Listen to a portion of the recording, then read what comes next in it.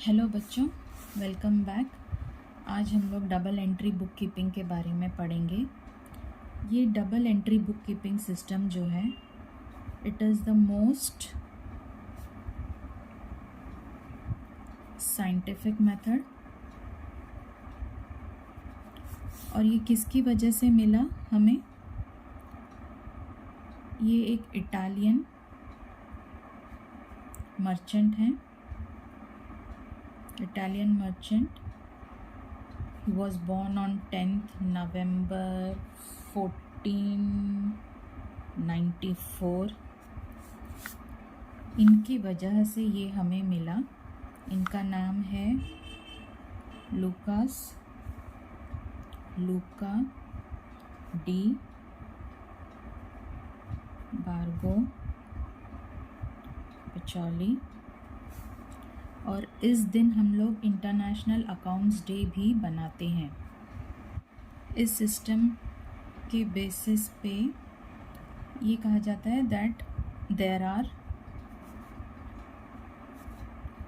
To aspects of a transaction.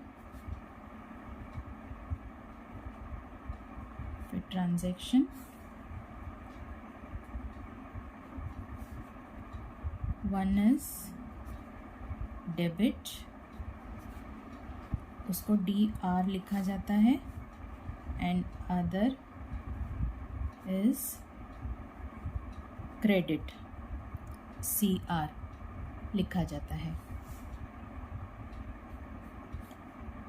फिर इसमें one is giver and one is receiver. There are two persons, parties or accounts involved in every transaction.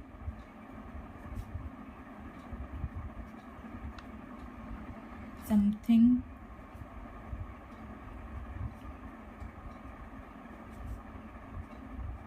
comes in and something goes out. अब इसी के चलते एक modern approach है। Modern approach में हम assets, liabilities, capital expenses and incomes को consider किया जाता है। मॉडर्न अप्रोच कहती है कि अगर एसेट्स बढ़ा या एक्सपेंसेस इंक्रीज हुआ तो उसे डेबिट किया जाता है, और अगर एसेट डिक्रीज हुआ या एक्सपेंसेस डिक्रीज हुआ तो उसे क्रेडिट किया जाएगा। ठीक है। एंड अगर लायबिलिटीज इंक्रीज या डिक्रीज हुआ तो क्या होएगा? लायबिलिटीज अगर इंक्रीज हुआ एंड इनकम्स इंक्रीज हुआ तो क्रेडिट। लायबिलिटीज डिक्रीज या इनकम डिक्रीज हुआ तो डेबिट। डेबिट किसको करना है, क्रेडिट किसको करना है, ये सब हम कुछ रूल्स फॉलो करके करते हैं। वो सब रूल्स हम आगे पढ़ेंगे। उसके पहले हम लोग जो अकाउंटिंग ट्रांजैक्शंस या अकाउंटिंग इंफॉर्मेशन को किस तरीके से मेंटेन किया जाता है, रिकॉर्ड किया जाता है, what are the different types of system, वो हम समझेंगे। अकाउंटिंग इंफॉर्मेशन जो है हमारा एक इंडियन सिस्टम है। इंडियन सिस्टम जो है that is not a scientific method.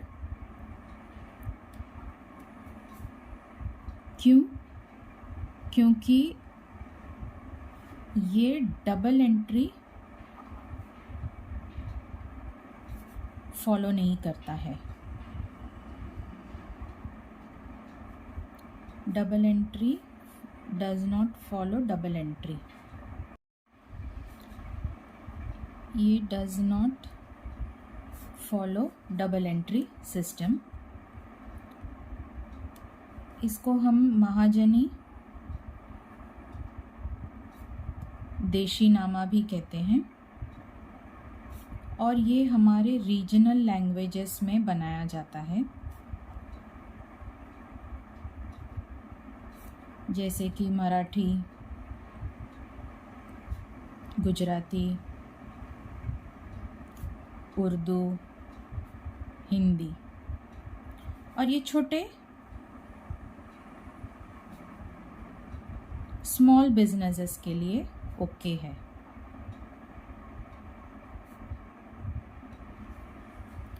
और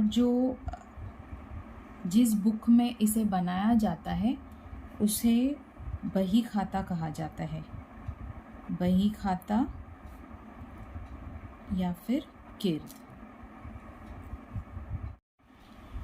अब दूसरा है इंग्लिश सिस्टम। इंग्लिश सिस्टम भी अगेन एक है सिंगल एंट्री और एक है double entry. Single entry again not scientific. इसमें सिर्फ वन एस्पेक्ट कंसिडर किया जाता है, या तो कैश या तो पर्सनल। ये इनकम्प्लीट रिकॉर्डिंग है, रिकॉर्डिंग ऑफ ट्रांजैक्शंस।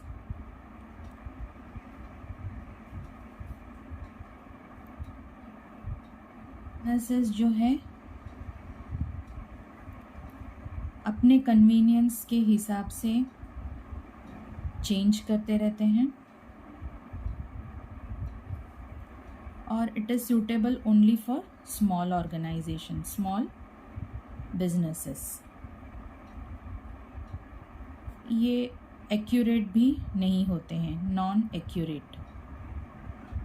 ये एक्यूरेट भी नहीं होते हैं क्योंकि ये सिंगल एंट्री सिस्टम है, एक ही एस्पेक्ट को रिकॉर्ड कर रहा है इसलिए। फिर है हमारा डबल एंट्री सिस्टम। जैसे कि मैंने कहा, it is the most scientific way, most scientific method.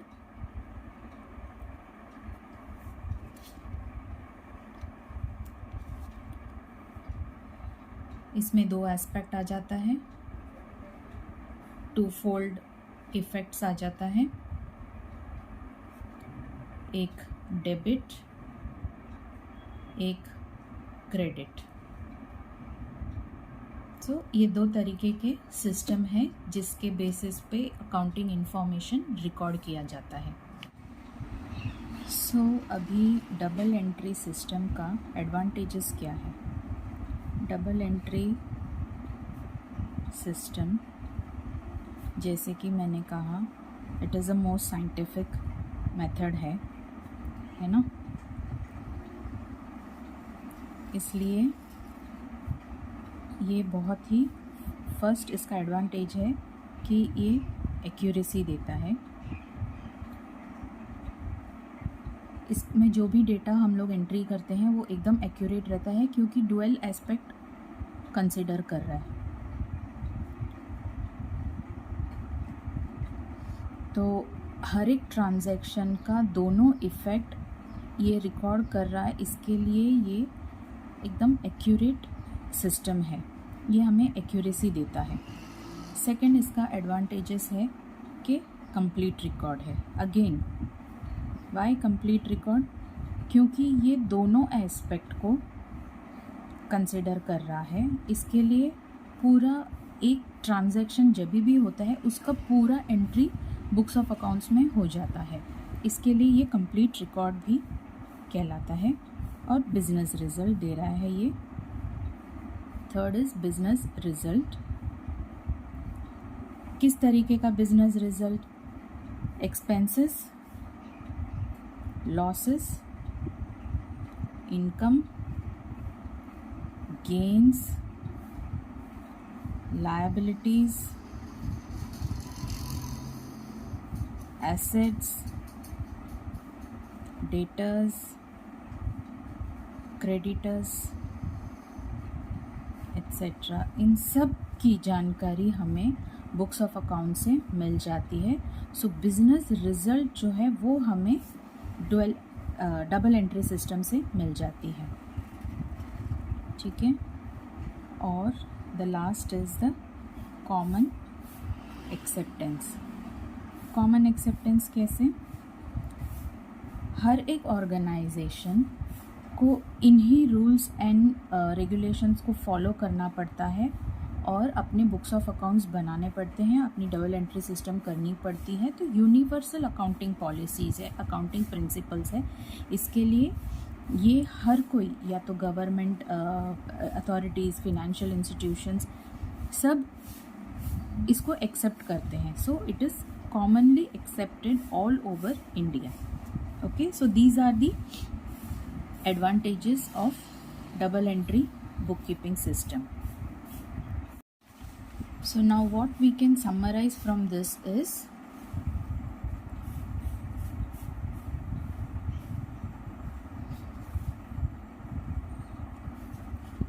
जो हमारा important elements of double entry system है वो क्या है।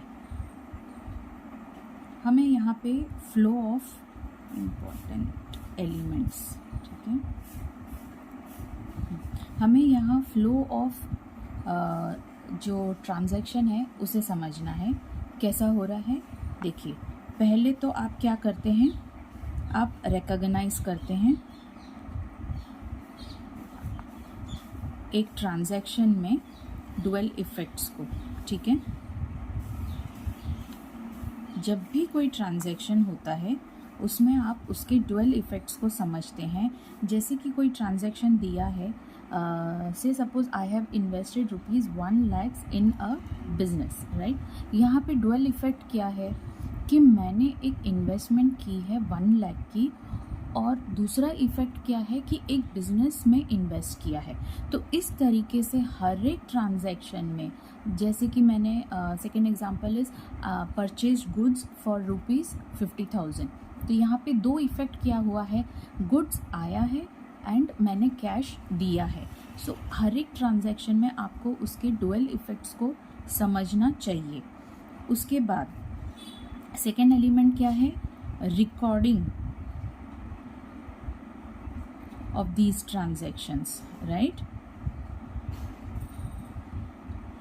अब इस ट्रांजैक्शन को, अब जैसे आपने इन्वेस्टमेंट किया बिजनेस में या फिर परचेज ऑफ गुड्स हुआ, तो उसको आपने आपके जर्नल में एंट्री करना चाहिए, उसे कहते हैं journal entry, right. Journal entry करते हैं। जर्नल एंट्री के बाद आपका तीसरा एलिमेंट आ जाता है पोस्टिंग। पोस्टिंग क्या होता है, जर्नल एंट्री के बाद आपको लेजर बनाना पड़ता है और लेजर में हर एक एंट्री की पोस्टिंग की जाती है। डिफरेंट लेजर्स बनाए जाते हैं, जैसे कि cash book, personal account, assets account, liabilities account. तो different types of liabilities account, हर एक तरीके के लेजर आपको बनाने पड़ते हैं और जर्नल एंट्रीज़ के बाद उन लेजर्स में आपको पोस्टिंग करनी रहती है।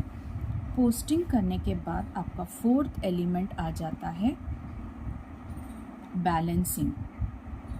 ये जो आपने ऊपर लेजर बनाया है इसको आपको बैलेंसिंग करना है। बैलेंसिंग करने से आपके पास कुछ ना कुछ क्लोजिंग बैलेंस आता है। कभी भी आपके अकाउंट्स पूरी तरीके से टैली, लेजर अकाउंट्स जो हैं टैली नहीं होंगे, उसमें आपको कुछ ना कुछ बैलेंस आएगा, तो उसे कहते हैं क्लोजिंग बैलेंस। उस क्लोजिंग बैलेंस को लेके जाके आपको क्या करना है, आपका फिफ्थ एलिमेंट क्रिएट होता है preparation of trial balance. In closing balance को लेके जाके आपको ट्रायल बैलेंस में उनके बैलेंसेस को लिखने पड़ेंगे और इस तरीके से आपका ट्रायल बैलेंस बनता है। और ट्रायल बैलेंस के बाद आपका सिक्स्थ एलिमेंट बनता है preparation of final accounts. Final accounts में आपका trading account, trading P&L account और फिर बैलेंस शीट बनेगा। ये आपका फाइनल अकाउंट्स कहलाता है। तो ये पूरे जो एलिमेंट्स हैं आपको धीरे धीरे हम लोग ड्वेल इफ़ेक्ट से शुरू करेंगे, फिर जर्नल एंट्री पढ़ेंगे, फिर लेजर पोस्टिंग कैसे किया जाता है वो पढ़ेंगे, उसके बाद लेजर को कैसे बैलेंसिंग किया जाता है, ट्रायल बैलेंस, और फिर बाद में फाइनल अकाउंट्स। फाइनली आपका फाइनल अकाउंट्स कैसे बनता है ये पूरा हम लोग इस बुक में हम लोग लर्न करेंगे। ठीक है, अभी यहाँ तक हमने जो बेसिक थियोरी पार्ट है, जो भी चीज़ों की ज़रूरत है हमें समझने की, वो सब हमने मैक्सिमम समझ लिया है। अब जब प्रैक्टिकल क्वेश्चंस हैं उसको समझने के लिए आपको जो फर्स्ट स्टेप है वो अब हम शुरू करने जा रहे हैं। वो होता है हमारा classification of accounts.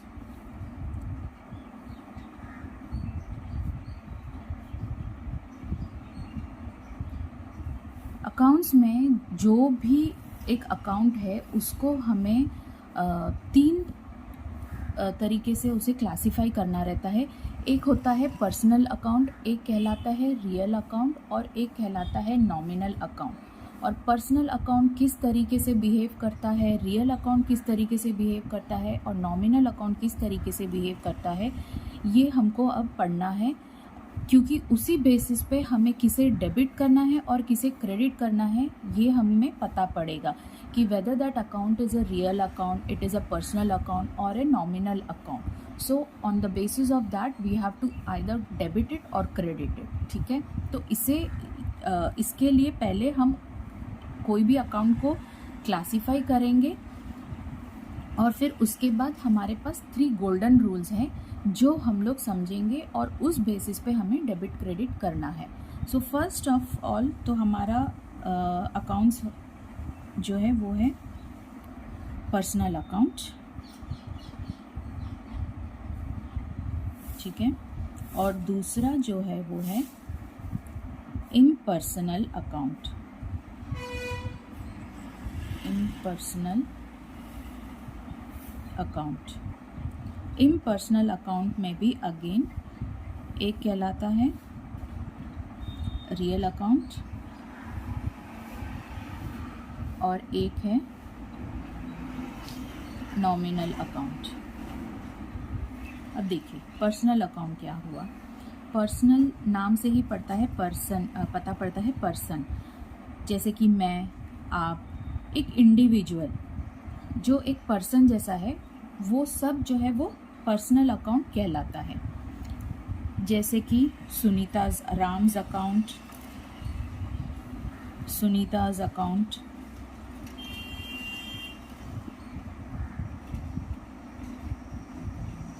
Sonakshi account, ये सब एक पर्सन है। तो इन सबको पर्सनल अकाउंट जैसा ट्रीट किया जाता है। जो एक इंडिविजुअल रहता है, ह्यूमन बीइंग है, उसको पर्सनल अकाउंट कहा जाता है। अब पर्सनल अकाउंट का रूल क्या कहता है बेटा? Debit the receiver, credit the giver.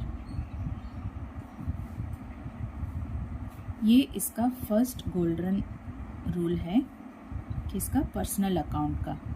Debit the receiver, credit the giver. और क्या क्या पर्सनल अकाउंट है? जैसे कि Ram's account, Sunita's account, Sonakshi's account, ये सब पर्सनल अकाउंट है। और ये है नेचुरल पर्सनल अकाउंट, ठीक है। बाय नेचर जो है ये लोग नेचुरली ये लोग पर्सनल अकाउंट है। दूसरा एक आता है आर्टिफिशियल। आर्टिफिशियल पर्सनल अकाउंट में कौन सा है? क्लब्स है, फिर कोई म्युनिसिपल कॉरपोरेशन है, बैंक है आपका, bank is also a personal account, club account, municipal corporation. और सो इसके अंडर में ऐसे ऑर्गेनाइजेशंस आते हैं या एसोसिएशंस आते हैं जो कि क्रिएटेड बाय लॉ होते हैं, ठीक है। सो ये आर्टिफिशियल होता है, ये एक है नेचुरल, ये है आर्टिफिशियल अकाउंट। और फिर एक है representative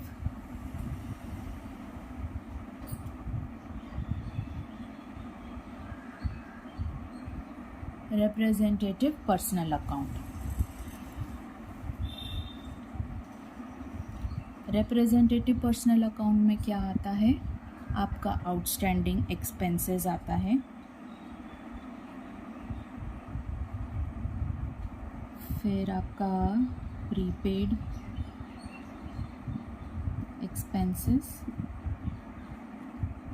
and outstanding income and outstanding prepaid income. So ये जो रहते हैं ये रिप्रेजेंटेटिव पर्सनल अकाउंट्स कहलाता है, ठीक है।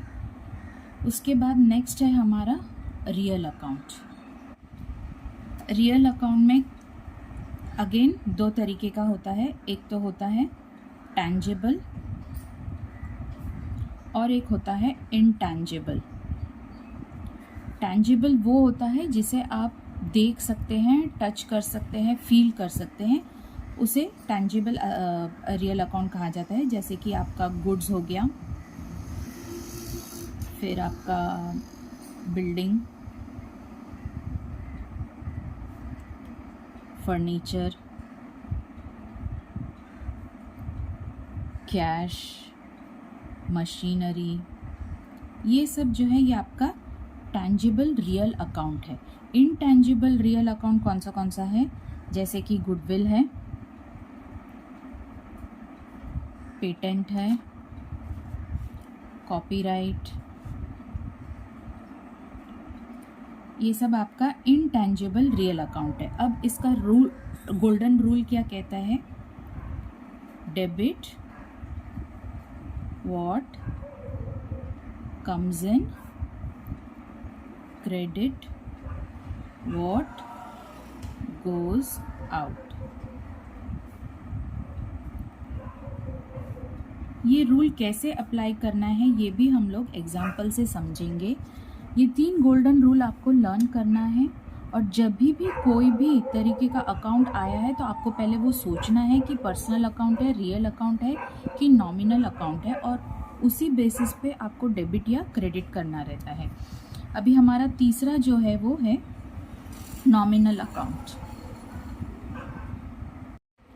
नॉमिनल अकाउंट में किसी भी तरह की का एक्सपेंसेस या लॉसेस एंड किसी भी तरीके का गेन या इनकम जो है वो नॉमिनल अकाउंट कहलाता है। एक्सपेंसेस जैसे कि आपका स्टेशनरी एक्सपेंसेस, आपका स्नैक्स या टी एक्सपेंसेस, फिर आपका travelling expenses, repairs,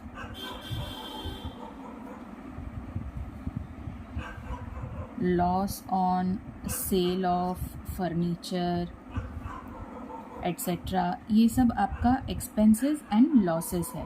gains and incomes क्या है, जैसे कि आपका बैंक इंटरेस्ट आपका इनकम है, आपको कुछ डिस्काउंट मिला, डिस्काउंट रिसीव्ड, आपका सेल्स जो है वो आपका गेन है, profit on sale of furniture आपका जो है वो गेन है। अच्छा, इसमें सामने एक्सपेंसेस में परचेजेस भी आ जाएगा, ये भी आपका एक्सपेंसेस है, ठीक है। तो expenses and losses, gains and income, ये जो है वो नॉमिनल अकाउंट में आते हैं। अब नॉमिनल अकाउंट का रूल क्या कहता है, debit all expenses and losses, credit all income and gains, incomes and gains, ये इसका रूल है। So all the three rules क्या है, हमारा पर्सनल अकाउंट है debit the receiver, credit the giver, real account है debit what comes in, credit what goes out, और nominal account का रूल है debit all expenses losses, credit all incomes and gains. So इसको आपको पूरा as it is learn करना है। जैसे ही पर्सनल बोला, debit the receiver, credit the giver, real account debit what comes in, credit what goes out, nominal account debit all expenses losses, credit all incomes and gains. तो आपको जैसे ही personal account, real account, nominal account बोला तो आपको ये पूरा automatically आपके माइंड में आ जाना चाहिए। अब जो दूसरा है क्लासिफिकेशन ऑफ अकाउंट्स ही है, लेकिन classification of accounts but it is a modern approach. इसके पहले जो पढ़ा था वो था ट्रेडिशनल अप्रोच, अब ये जो है ये मॉडर्न अप्रोच है। मॉडर्न अप्रोच के बेसिस पे क्या किया जाता है कि हमारे जो अकाउंट्स है उसे पहला एज असेट्स, ठीक है, फिर लायबिलिटीज, कैपिटल अकाउंट, रेवेन्यू और gains, and lastly expenses and losses, right. इस बेसिस पे इसे कैटेगराइज किया जाता है। अब असेट्स में क्या क्या आता है, आपका मशीनरी, ठीक है, आपका गुडविल आ गया आपका, उसके बाद आपका परचेजेस आ गया, सॉरी फर्नीचर, ये आपके असेट्स हो गए। तो जैसे ही इसका रूल क्या कहलाता है, जैसे ही इंक्रीज हुआ असेट्स में तो आपको डेबिट करना है, ठीक है, और अगर डिक्रीज हुआ तो आपको क्रेडिट करना है। लायबिलिटी में आपका क्या क्या आता है, देखिए लायबिलिटी में है आपके क्रेडिटर्स, आपका बैंक ओडी या ओवरड्राफ्ट कहते हैं इसे, बैंक लोन,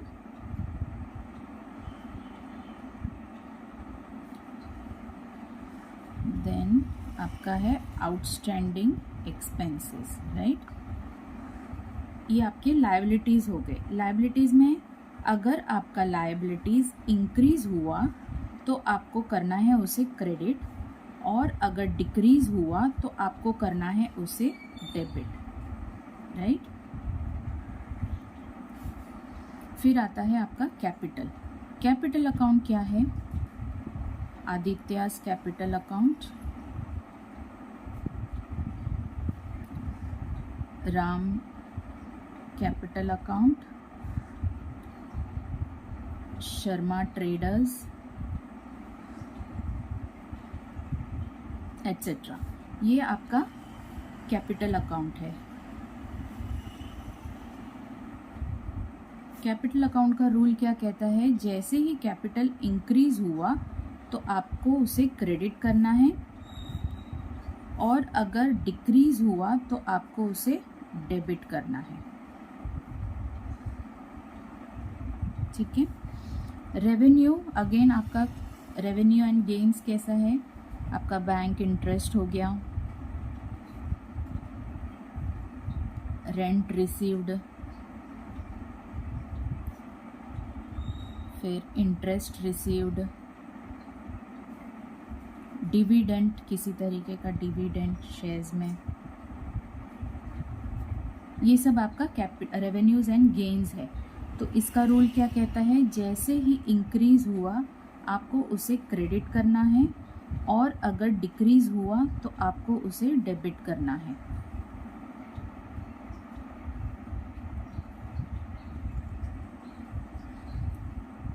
एंड लास्टली आपका expenses and losses. Expenses and losses में आपका वेजेस आ जाएगा, expenses. Second is audit fees.